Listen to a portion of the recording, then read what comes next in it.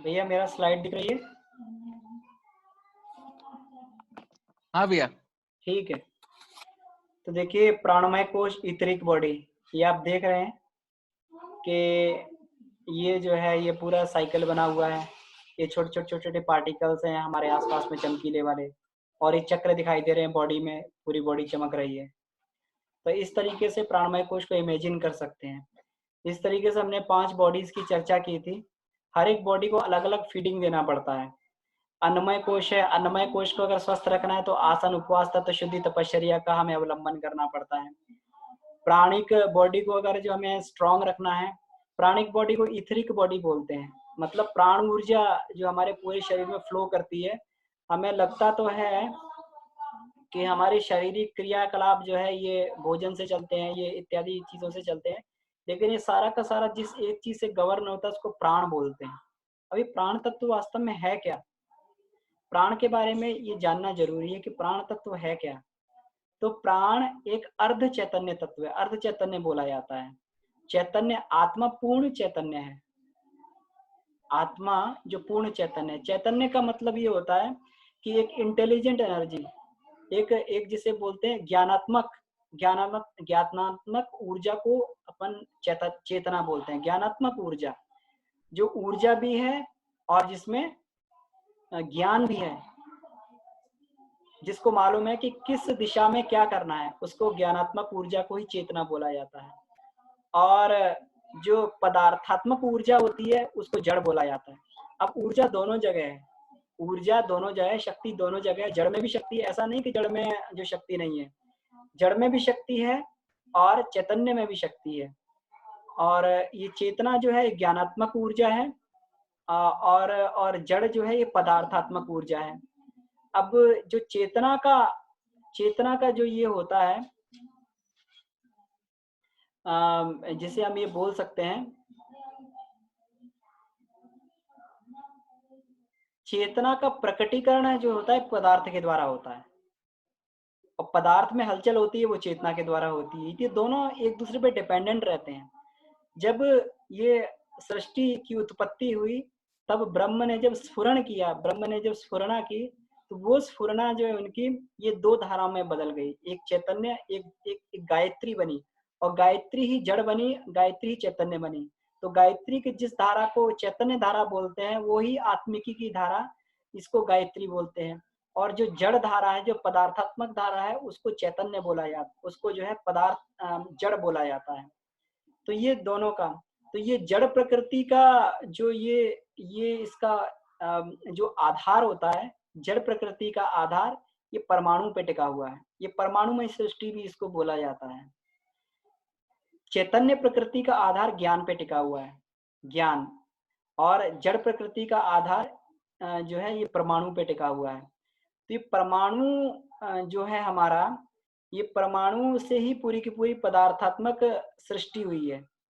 अब ये पूरा जो है, ये चेतना जो पूरी चैतन्य है और ये पूरा जड़ है। तो जड़ और चेतना को बांधने के लिए एक ऐसे तत्व की, ऐसे ग्लू की जरूरत पड़ती है कि जड़ भी हो और चैतन्य भी हो, जो जो पदार्थ भी हो और ऊर्जा भी हो, जो पदार्थ भी और चेतना भी हो। तो उसी अर्ध चैतन्य तत्व को हम प्राण बोलते हैं। अब अगर हम ये देखना चाहें तो शरीर जो है पूर्ण जड़ होता है और आत्मा पूर्ण चैतन्य होती है, और दोनों एक ही साथ रहते हैं। लेकिन इनको बांधता कौन है? प्राण इनको बांध के रखता है। कभी भी देखा होगा, अगर किसी की सांस चलना बंद हो जाए या सांस को रोक दिया जाए तो आत्मा उस समय शरीर को छोड़ देती है, यानी वो जड़ और चेतना की डोरी टूट जाती है। वो प्राण की डोरी टूट जाती है और जड़ अलग और चेतन अलग, शरीर अलग और आत्मा अलग हो जाती है।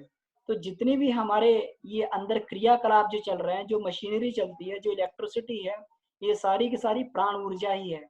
और प्राण को हम लोग, ये प्राण जो है हम लोग, ये पूरा सृष्टि जो है प्राणमयी है। पूरी सृष्टि में प्राण तत्व घुला हुआ है, और हम लोग नासिका के द्वारा इस प्राण को अपने अंदर धारण करते हैं।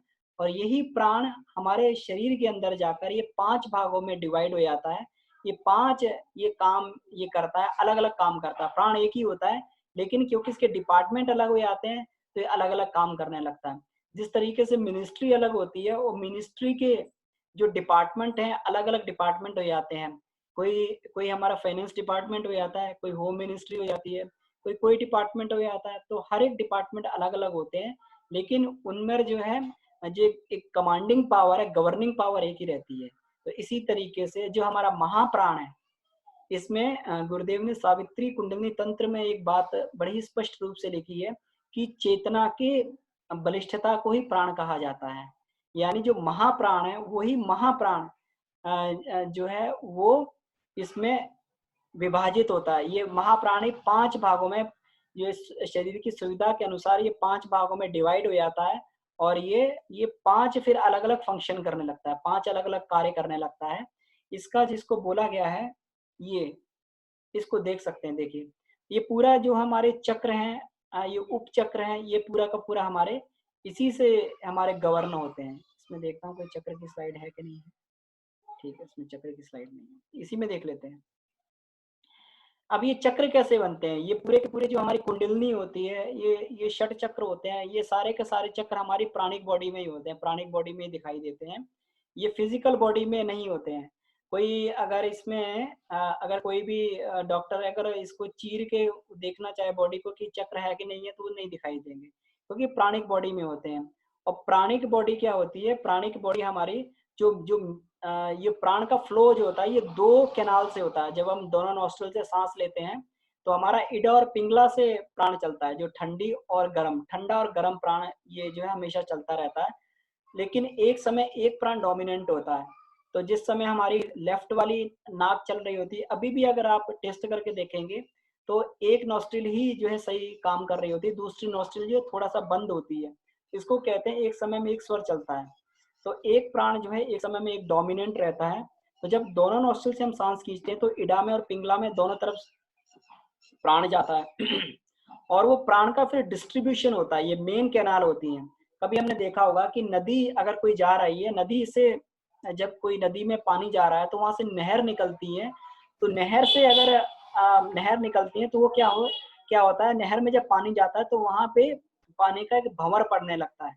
वहां पर पानी का एक भंवर पड़ने लगता है। जहां जहां पर भी नदी में डिस्ट्रीब्यूशन होता है या मेन कैनाल से छोटी कैनाल निकाली जाती है, जहां पर भी पानी का डिस्ट्रीब्यूशन होता है, तो वो डिस्ट्रीब्यूशन होने से वहां पर हमारा ये स्टार्ट हो जाता है।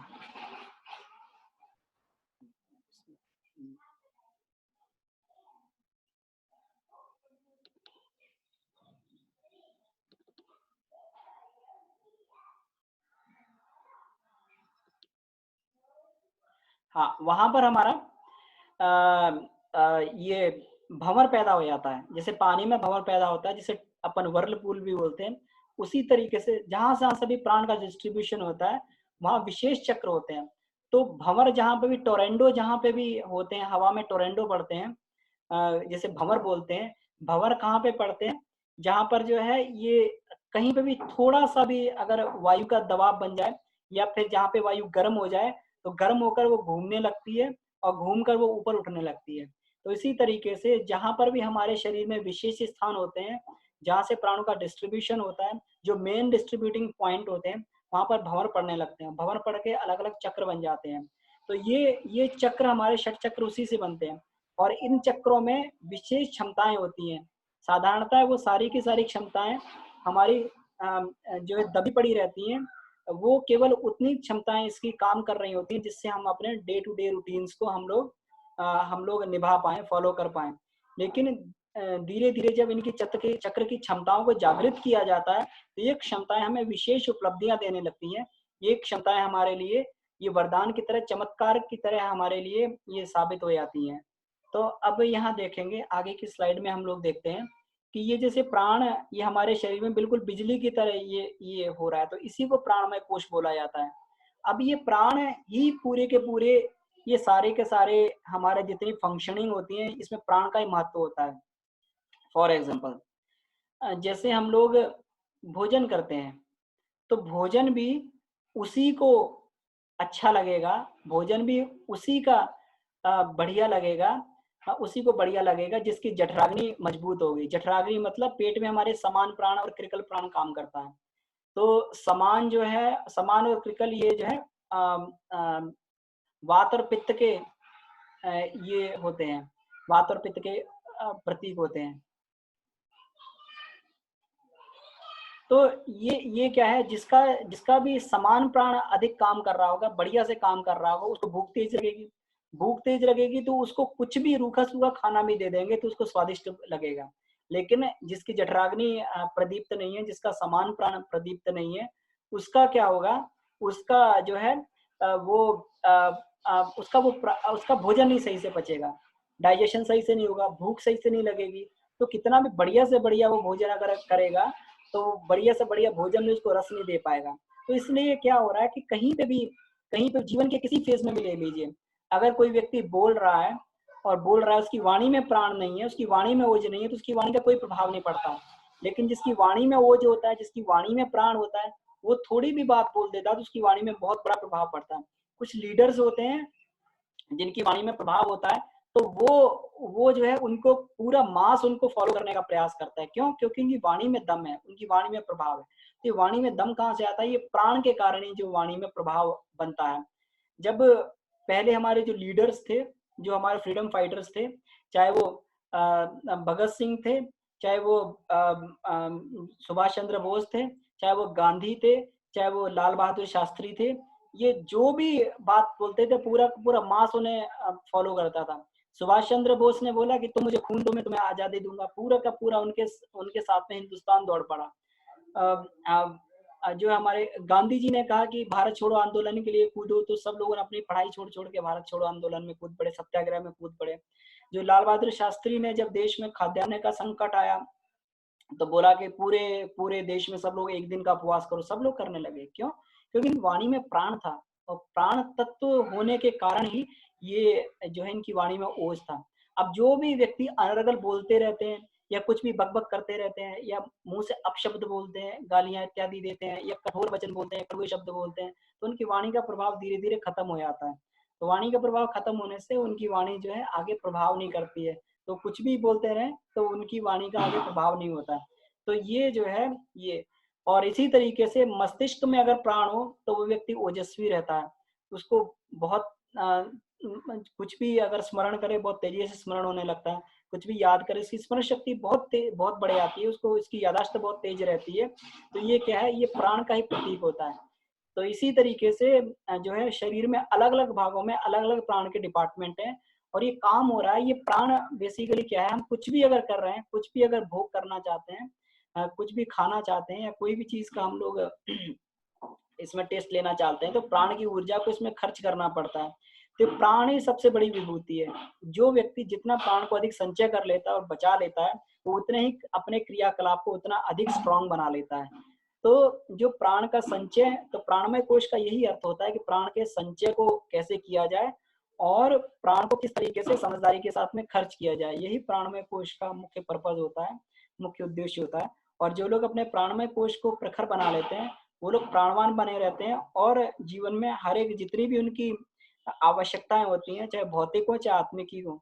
ये तो मैंने भौतिक आवश्यकताओं की चर्चा करी। आत्मिक आवश्यकताओं में भी ये प्राण का बहुत बड़ा रोल होता है।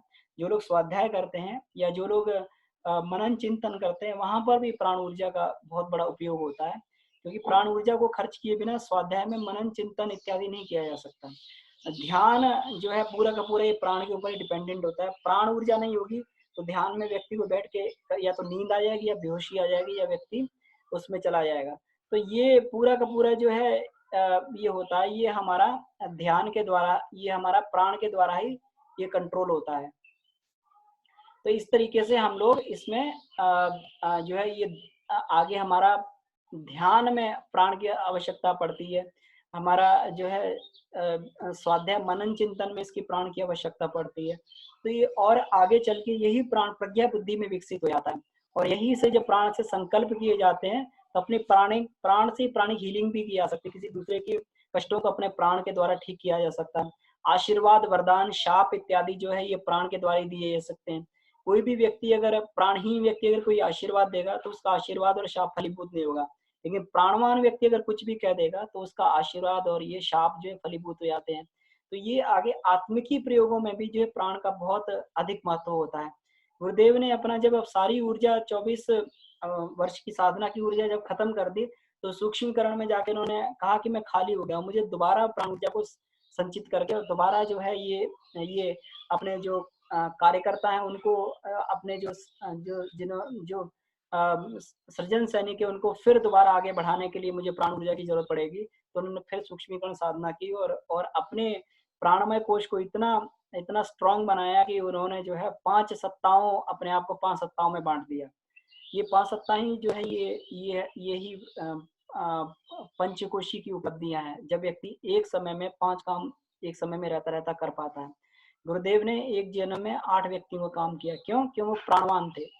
प्राणवान में तो प्राणवान व्यक्ति ही एक समय में जो है थोड़े समय में अधिक काम को कर सकता है। तो प्राण की महिमा बहुत है। ये गुरुदेव ने जो है इसमें प्राण शक्ति एक दिव्य विभूति जो वांग में लिखा है, तो इसमें अपन इसमें देख सकते हैं कि प्राणायाम के ऊपर ही गुरुदेव ने कम से कम 160 पेज केवल और केवल प्राणायाम के ऊपर लिखे हैं।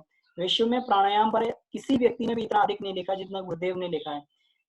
भले ही अब जो है लोग प्राणायाम के प्रचार प्रसार करते हैं, लेकिन जितना अधिक प्राण की समझ, जितना अधिक प्राण का शोधन, जितना अधिक प्राण के ऊपर अनुसंधान गुरुदेव ने किया उतना किसी ने नहीं किया। जितना अधिक प्राण के ऊपर गुरुदेव ने लिखा उतना किसी ने नहीं लिखा।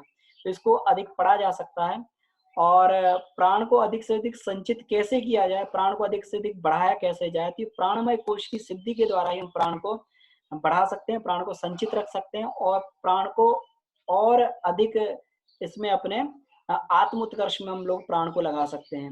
तो ठीक है, तो आज का हम लोग यहीं पर करते हैं। कल हम लोग 5 प्राण की चर्चा करेंगे कि कौन सा प्राण हमारे शरीर में, 10 प्राण की चर्चा करेंगे कि कौन सा प्राण हमारे शरीर में किस तरीके से जो है कौन से अंग में फंक्शनलिटी करता है, कौन से पार्ट को वो मूव करता है, कौन से शरीर के अंग को वो जो है संचालित करता है, और साथ में जो ये 10 हमारी प्रमुख नाड़ियां हैं, जो प्राण की नाड़ियां हैं, ये कहाँ से निकलकर और किस क्षेत्र में गई हैं और क्या अपना कार्य करती हैं, इसकी चर्चा हम लोग कल के सेशन में करेंगे। तो ठीक है, और इसके बाद में हम लोग प्राणायाम, बंद मुद्रा, ये 3 उपाय जो है प्राणमय कोश को स्ट्रॉन्ग बनाने के लिए होते हैं। तो इस पर भी हम लोग चर्चा करेंगे। तो ठीक है, आज अगर किसी का क्वेश्चन हो तो वो लोग पूछ सकते हैं, नहीं तो इसी के साथ हम लोग आज की क्लास को यहीं पर समाप्त करते हैं। जी भैया, विवेक भैया। हाँ भैया, कर सकते हैं। ठीक है, तो किसी का कोई प्रश्न है तो हैंड रेज कर दें या ये चैट। इसमें एक चीज ये भी कह सकते हैं ना, जो जैसे अभी आपने कहा कि प्राणायाम में इतना किसी ने लिखा नहीं जो हम कहते हैं, तो एक बात तो मतलब जो मेरे को भी देखने में आती है, जो अभी और बाकी जितने भी लोग हैं, पहले के जमाने में तो चलो ठीक है लिख रखा था प्राणायाम पे इतना कि प्राणों का वो जो स्पंदन और वो सब जो रहता है, अभी कोई भी शायद जान के भी लिख नहीं पाया क्योंकि वो अनुभूत नहीं कर पाया होगा उस प्राण को। गुरुदेव ही शायद एक ऐसी शक्ति है जो उस प्राण को आता जाता देख सकते थे, उसकी महिमा को समझ सकते थे, बाकी जान के भी उस चीज को कह नहीं पाए होंगे क्योंकि वो अनुभूति के लेवल पे नहीं जा पाए होंगे। ये भी शायद एक रीजन हो सकता है। जी भैया बिल्कुल, क्योंकि गुरुदेव ज्ञानी भी थे और विज्ञानी भी थे। उन्होंने हाँ उन्होंने जो है अनुभव किया, अनुभव करके प्रैक्टिकल भी उन्होंने जो उसका जो है विज्ञान सम्मत उसका अनुसंधान भी किया। गायत्री विद्या जो प्राण विद्या है, तो गायत्री के साधक ही केवल प्राण को देख सकता है कि प्राण कैसे बिहेव कर रहा है, कैसे फंक्शन कर रहा है बॉडी में, किस तरीके से फ्लो हो रहा है, क्या कर रहा है, प्राण का नेचर क्या है, वो केवल गायत्री साधक ही, क्योंकि गायत्री प्राण त्रायते सा गायत्री। तो जितना प्राण की समझ गायत्री साधक को हो सकती है, शायद उतनी किसी को नहीं हो सकती। तो गुरुदेव गायत्री के प्रखर साधक थे, इसीलिए गुरुदेव ने प्राण के बारे में इतना अधिक लिखा। हाँ सही है। अच्छा भैया, 2 हैंड रेज हैं, एक बार मैं आदित्य को अनम्यूट कर रहा हूँ, फिर सुचिति को करता हूँ। आदित्य, मैंने अनम्यूट कर दिया। हाँ भैया प्रणाम। प्रणाम भैया। जी भैया। भैया एक प्रश्न था कि प्राण आकर्षण प्राणायाम जब करते हैं तो आपने बोला कि जो बंद हम लोग लगाते हैं 5 बार से ज्यादा नहीं लगाने के लिए, उसके बाद नॉर्मल करने के लिए, ऐसा आपने बोला है ना? जी बिल्कुल, इसके क्योंकि पीछे क्या मतलब क्योंकि साइंस है? हाँ, जब अपन बंद लगाते हैं तो शरीर पर अतिरिक्त दबाव पड़ता है, और अतिरिक्त दबाव पड़ता है तो अतिरिक्त दबाव जो है स्पेशल कंडीशन में शरीर पर अतिरिक्त दबाव दिया जाता है। तो जब तक सहजता की अवस्था नहीं आती तब तक हम लोग कोई काम जो अधिक मात्रा में नहीं कर सकते। और प्राणाकर्षण प्राणायाम को तो ये बोला है कि दिन भर प्राणाकर्षण प्राणायाम किया जाए, है ना? तो उसमें बंद लगाएँगे तो आप 5 से 10 प्राणायाम लगा के फिर शरीर शिथिल होने लगता है, फिर थकने लगता है शरीर। तो इसीलिए बंद के साथ में जो फ़ोर्स लगानी है, वो 2, 4, 5 प्राणायाम में बंद के साथ में अपने चक्रों को, उपचक्रों को, उपत्तिकाओं पर अपन प्रहार कर सकते हैं। लेकिन फिर जब ये साफ़ हो गए, जब ये जग गए चक्र, फिर अब साधारण वे में भी अगर प्राणायाम किया जाएगा तो प्रभावकारी रहता है और उसे लंबे समय तक किया जा सकता है। कभी भी आप बंद के साथ में करके देखिए, लंबे समय तक ये बंद के साथ में ये प्राणायाम का प्रैक्टिकल नहीं हो पाता है। नहीं, ये तो सही है, मैंने देखा नहीं होता है। जी। तो इसीलिए केवल 5 से 5 प्राणायाम ही बंद के साथ में पर्याप्त होते हैं कि हमारी नाड़ियाँ भी शुद्ध हो गई और चक्र भी जो है हमारे झंकृत हो गए। उसके बाद में फिर सिंपल सहज अवस्था से प्राणायाम किया जाए। तो प्राणाकर्षण प्राणायाम पूरे दिन में कभी भी कर सकते हैं? कभी भी कर सकते हैं, साँस लेते हुए प्राणाकर्षण। हर एक साँस में अगर ये आप संकल्प जोड़ देंगे कि प्राण शरीर में एंटर हो रहा है, ये प्राणाकर्षण प्राणायाम बन जाएगा। ठीक है भैया, बहुत धन्यवाद, बहुत-बहुत। जी, जी भैया, धन्यवाद। सुचि दी को अनम्यूट करता हूँ भैया मैं। जी। हाँ, सुचि दी, हेमंत भैया अनम्यूट कर दिया मैंने। प्रणाम भैया। दीदी प्रणाम। भैया एक्चुअली मुझे एक चीज कहनी थी आपसे कि अभी जो हम लोग बात कर रहे थे कि तपश्चर्या और इससे हमारे डीएनए और जीन्स पे कैसे हम लोग चेंज कर सकते हैं, कल भी बात करी थी हमने इस पे। तो जिस दिन इसका आप पूरा लेक्चर दीजिएगा या जो डॉक्टर श्वेता है जिससे भी बात कराएगा, उसके एक दिन पहले हम लोग को इन्फॉर्म कर दीजिएगा, ताकि मेरी बेटी को एक्चुअली कल कुछ डाउट था, इस पे काफी चर्चा हुई, तो मुझे भी बहुत पता नहीं होता, इनको भी बहुत पता नहीं होता, तो उसका डाउट बहुत हम लोग क्लियर कर नहीं पाए। तो मैं चाह रही थी कि उस दिन का लेक्चर एक दिन पहले से इसको बता के रखूं, ताकि ये ज्वाइन कर सके जो है। जी दीदी, बिल्कुल मैं आज ही श्वेता दीदी से बात कर लेता हूँ, उनसे टाइम ले लेता हूँ। तो कल हम आपको टाइम इन्फॉर्म कर देंगे कि वो दीदी कब हम लोग को टाइम दे सकती हैं। और क्लास तो कोई भी ले सकता है, लेकिन वो एक्सपर्ट हैं, वो अध्यात्म में भी हैं और एमबीबीएस डॉक्टर हैं और अपने हमेशा टॉपर रही हैं अपने मेडिकल कॉलेज में भी शुरू से टॉपर स्कॉलर रही हैं वो। तो उनकी बहुत अच्छी इसमें पकड़ है और वो पीजी कर रही हैं अभी। तो उन्हीं के द्वारा अगर वो लेक्चर लेंगी हार्मोन्स का और जीन्स का तो ये बढ़िया रहेगा। नहीं तो परीक्षा तो हम लोग भी दे सकते हैं, लेकिन एक्सपर्ट वही हैं। अब भैया कल एक्चुअली ज्यादा बात हो रही थी, मैंने उसको बोला कि अमन भैया से बात करा देते हैं, पर वो इतना लड़ने वाले मूड में नहीं, बात करने को तैयार ही नहीं हुई। बोली नहीं, आज तो मैंने समझाया, मैंने बिठाया, मैंने कहा हो सकता है अमन भैया तुमको बुलाए, तुमको पूछना हो तो तुम बात कर लो। तो वही ये था कि उसको लेक्चर एक बार मैं सोच रही हूँ कि वो सुने, फिर वहां से उसको दिमाग में जो प्रश्न आता है, क्योंकि ये लोग तो बस ऐसे ही पढ़ते हैं, साइंस पढ़ा दिया, उसके पीछे का आध्यात्मिक वो तो पता नहीं होता है बच्चों को, और फिर उतना हमें भी नहीं पता है कि उनको उस तरीके से समझा सके कि वो पूरी तरीके से कन्विंस हो जाए। इसलिए मुझे लग रहा था कि जहाँ पे ऐसा अगर कभी क्लास रखिए जिसमें कि बच्चों की इस तरीके की प्रॉब्लम को सॉल्व किया जा सके, जैसे पूरी तरीके से अध्यात्म और साइंस को वो जोड़ पाए, कनेक्ट कर पाए उसको। जी, जी, बिल्कुल, बिल्कुल। गुरुदेव ने सारा साहित्य इसी शैली में लिखा है, गुरुदेव का पूरा रिसर्च इसी शैली में है, अध्यात्म विज्ञान। तो जितना गुरुदेव ने लिखा उतना शायद किसी ने नहीं लिखा। तो हाँ नहीं भैया, समाज वो मुझे पता है, लेकिन एक्चुअली मैं खुद भी उतना ज्यादा स्वाध्याय नहीं कर पाती, तो मुझे भी नहीं पता है। अब बच्चों का क्या होता है कि वो इमीडिएट प्रश्न पूछते हैं, उनको तुरंत चाहिए होता है, अब नहीं बता पाने पर उसको लगता है आपको खुद ही नहीं पता है मम्मी। अब वहां पे दिक्कत हो जाती है कि तुरंत में उनका सही जवाब दे पाना जो है। बिल्कुल, बिल्कुल दीदी, ये आगे क्योंकि जो व्यक्ति तर्क करता है और जो किसी बात को ऐसे ही नहीं मान लेता, वो व्यक्ति आगे चल के प्रखर बनते हैं। हाँ, एक बार भैया मैं उसकी बात, एक बार मैं खुशी की बात कराती हूँ आपसे। जी, वो बिल्कुल। बस यही पूछेगी कि किस तरीके से, मतलब उसको यही जानना था कि कैसे तपश्चर्या से और उससे डीएनए कैसे चेंज हो सकता है, तो एक बार उसको थोड़ा सा बताइएगा। बिल्कुल, बिल्कुल। बिल्कुल दीदी, बिल्कुल भैया सेशन करेंगे अपन लोग, तो कभी पूछते हैं। जी दीदी। प्रणाम भैया। प्रणाम दीदी, प्रणाम। मेरे को ये जानना था कि योगा से कोई अपने डीएनए कैसे चेंज कर सकता है? मतलब डीएनए तो नेचुरली मिली एक इंसान को, अब उसे योगा का उससे चेंज ही कर सकते थे, तो डीएनए का कोई फायदा नहीं हुआ ना।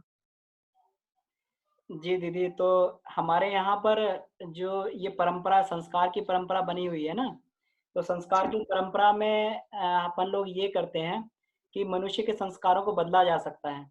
हमारे यहाँ अब देखिए बहुत सारे उदाहरण ऐसे मिले, ऐसे हैं हमारे यहाँ उदाहरण कि जैसे रत्नाकर डाकू था, है ना, रत्नाकर डाकू वाल्मीकि बन गया, है ना, और अंगुलीमाल था, तो अंगुलीमाल जो है वो एक बौद्ध भिक्षु बन गया। तो जो व्यक्ति जो कभी जीवात्मा राक्षस स्तर की होती थी, तो राक्षस स्तर से वो लोग देवता कैसे बन गए? तो ये पूरा का पूरा उनका डीएनए चेंज हो गया, और डीएनए जो है ये चेंज किया जा सकता है। आपने कहा कि डीएनए विरासत में मिलता है और ये एज इट इज रहता है। तो ये सोच जो है ये पश्चिम लोगों की सोच है, वेस्टर्न में, जो लोग डीएनए को पार नहीं कर पाए, जो वहाँ उसकी उन्होंने उसके गूढ़ता में नहीं जा पाए, जो उसके रूट कॉज में नहीं जा पाए। तो उन्होंने कहा कि भाई डीएनए को चेंज नहीं कर सकते, जो एक बार डीएनए में, जो एक बार क्रोमोसोम में, जो एक बार हमारे जीन्स में कुछ घुस गया तो वो ठीक नहीं किया जा सकता। लेकिन हमारे भारत में इसका समाधान है। हम लोग कोई भी डीएनए वाली बीमारी को, कोई भी हम लोग जो है जीन्स की बीमारी को, या किसी भी व्यक्ति का, अगर किसी को, हम लोग ये कहते हैं कि किसी संतान को हम जैसा चाहें वैसा बना सकते हैं। हमारे यहाँ सती मदालसा हुई है, तो वो जो डिक्लेयर कर देती थी वैसी उनकी संतान बनती थी। तो कैसे बनती थी कि वो संतान को पहले तो उस तरीके से, पहले वो तपश्चर्या करती थी, तपश्चर्या करके, और वो अपने आप को वैसा प्रिपेयर करती थी जैसे उनके। जी, आप कुछ कह रही थी क्या? नहीं नहीं, मैं सुन रही थी। तो उसमें पहले अपने आप को प्रिपेयर करती थी। इसमें ऐसा होता है कि तपश्चर्या से मैग्नेटिज्म पैदा होता है, चुंबक पैदा होता है। तभी आप देखेंगे कि अभी जो हम लोग, क्योंकि डीएनए में, जीन्स में, डॉक्टर हरगोविंद खुराना को इसमें नोबेल प्राइज मिला था। उसमें जो उन्होंने जो एक जो कोशिका बनाई थी, एक सेल बनाया था, उसमें केवल 109 यूनिट्स थे, और 109 यूनिट को मिलाने में उन्हें 10 साल लग गए थे।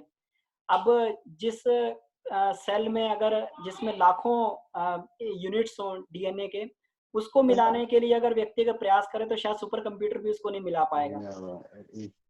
तो उस केस में ऐसा होता है कि उस केस में इसको कैसे किया जाए, तो मेडिकल साइंस ने उसमें हाथ खड़ा कर दिया कि ये पॉसिबल नहीं है।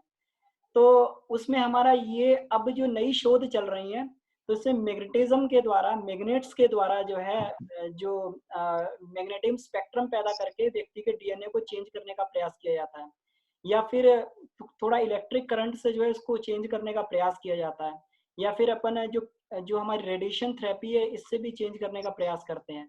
ये सारी की सारी थेरेपीज हमारी पहले से उपलब्ध थी। जो जो हमारी तपश्चर्या होती थी, तपश्चर्या से मैग्नेट पैदा होता है, व्यक्ति के अंदर एक चुंबक पैदा होने लगता है। कभी भी देखा होगा, तपस्वी व्यक्ति जहाँ गुजरता है उसके ओरा से लोग जो है उसके आसपास में आकर्षित होने लगते हैं, तो एक मैग्नेट उसके अंदर पैदा हो जाता है। और ये जो है, ये जब अपन यज्ञ करते थे, यज्ञ से विकिरणन पैदा होते हैं, ये रेडिएशन पैदा होती हैं। तो जो यज्ञ से रेडिएशन पैदा होती हैं, तो वो रेडिएशंस के ऊपर हम लोग, जैसे हमने देखा वेव्स के ऊपर अपन डेटा को मॉड्यूलेट करते हैं, तो उसको लंबा दूर तक भेजा जा सकता है और कहीं पे भी भेजा जा सकता है। इसी तरीके से यज्ञ की अग्नि से जो अपन रेडिएशन पैदा करते हैं, मंत्र जो होते हैं, मंत्र को उसके ऊपर मॉड्यूलेट किया जाता है, और मॉड्यूलेट करके उसका प्रभाव को इतना सूक्ष्म कर दिया जाता है कि उसको कहीं से छोटे से छोटे डीएनए पार्टिकल के अंदर भी भेज के उसको चेंज किया जा सकता है। तो ये हमारे मंत्र, वैदिक मंत्र जो ऐसे बने हुए हैं, जो भगवान राम तक को पैदा कर सकते हैं, जो पुत्रेष्टि यज्ञ में पुत्र को पैदा कर सकते हैं, जो खीर के अंदर हेरिडिटी कैरेक्टर्स को पैदा कर सकते हैं, ये जबरदस्त साइंस थी ये मंत्र की, यज्ञ की साइंस से रेडिएशन जब अपन पैदा करते थे, तो किसी व्यक्ति को जिसको सम्मुख बैठाया जाता था यज्ञ के सम्मुख, तो उसके हम हेरिडिटी कैरेक्टर्स को चेंज कर देते थे बिल्कुल। आज भी अगर आप प्रयोग करना चाहें, मैं प्रयोग करने की बात कहता हूँ, अगर जो पति पत्नी में बहुत अधिक झगड़ा होता है, वो दोनों मिलकर अगर कम से कम 1 साल तक यज्ञ करेंगे किसी घर में बैठ के, तो उनके दाम्पत्य जीवन में सौम्य आ जाएगा बिल्कुल, और बिल्कुल उनका दाम्पत्य जीवन एकदम जो है धीरे धीरे प्रेम से परिपूर्ण हो जाएगा। तो वो बिल्कुल अंदर तक ये परिवर्तन करने लगता है यज्ञ जो थेरेपी है, और ये हमारी तपश्चर्या की थेरेपी है, ये बिल्कुल बहुत एडवांस लेवल की थेरेपी है। गुरुदेव ने कोई भी बात हवा में नहीं कही, बिल्कुल प्रैक्टिकली उन्होंने इसके प्रमाण दिए और प्रैक्टिकली प्रूव किया इन्होंने अपने जीवन में। और हम लोग कभी भी और डिटेल में चर्चा कर सकते हैं इसकी, क्योंकि अभी क्लास का भी समय हो रहा है, और आप ऑफलाइन भी जो है फोन से भी कभी बात कर सकते हैं ना, कभी भी कोई डाउट कंफ्यूजन हो आपको तो। हाँ भैया ठीक है, आज अभी बात करते हैं, अगर कुछ होगा तो फिर आपसे बात करते हैं। जी भैया, जी ओके भैया, प्रणाम भैया। ठीक है, प्रणाम। अच्छा, एक नितिन भैया का इसमें वो चैट में है, कर लें क्या फिर? हाँ, इसको अंतः कुंभक बाह्य कुंभक का वात पित्त कफ रोगों में किस प्रकार लाभ होता है, तो भैया इसको कल ले लेंगे थोड़ा डिटेल में, ठीक है नितिन भैया, क्योंकि टाइम भी अभी काफी हो गया, 8 बजने वाला है ऑलरेडी। तो इसको नितिन भाई कल नहीं चलेगा क्या? समूह में सब लोग चर्चा कर लेंगे भैया इसकी। जिन में अनम्यूट किया। हाँ, बोल रहे नितिन भैया को शायद आइडिया नहीं है कि अनम्यूट है। ठीक ठीक है, कल ले लेंगे भैया, ठीक समझा है, लेंगे नितिन भैया को। और सबसे पहले यही लेते हैं, ठीक है, ठीक, ओके चलिए शांति पाठ करते हैं।